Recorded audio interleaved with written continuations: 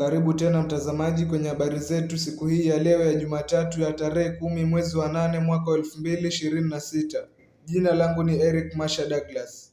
Mtanzania aliyemchumbia mtoto wa Rais William Ruto avunje ukimya.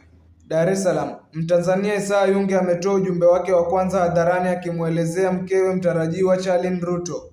Naam, mtazamaji wangu, ili kuzidi kupata habari motomoto kwa wingi, bonyeza subscribe, like, share. Ujumbe huo umekuja siku moja baada ya familia hizo mbili kukutana katika hafla hiyo iliyohudhuriwa na viongozi na wageni mbalimbali mashuhuri. Katika ujumbe wake, Yunge alimuita Charlene my beloved, akimshukuru Mungu kwa kumpa mwanamke aliyemweleza kuwa ni baraka kubwa katika maisha yake. Ujumbe wake mtandaoni umekuwa miongoni mwa matukio yaliyoibua hisia za umma baada ya tafrija ya uchumba ya Koito iliyoweka wazi uhusiano wa Yunge na Charlene na kufikia katika hatua za familia mbili kutambulishana rasmi. Charlene ajitangaza ni Mtanzania sasa. Baada ya sherehe hiyo jana, Charlene alionekana kufurahia hatua hiyo mpya, akitania kwamba kuanzia sasa angependa kuitwa Charlene Yunge badala ya Charlene Ruto.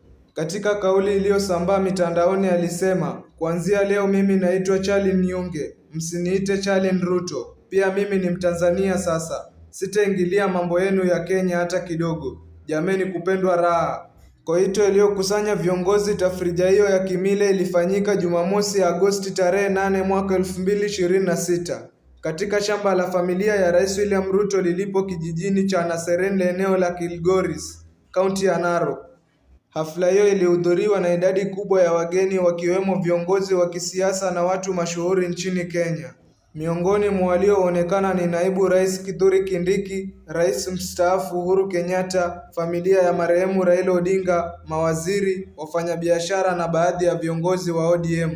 Kwa upande wa familia ya Ruto, tukio hilo lilikuwa muhimu kwa sababu lilihusisha binti wa rais katika hatua ya kimila inayotangulia ni ndoa.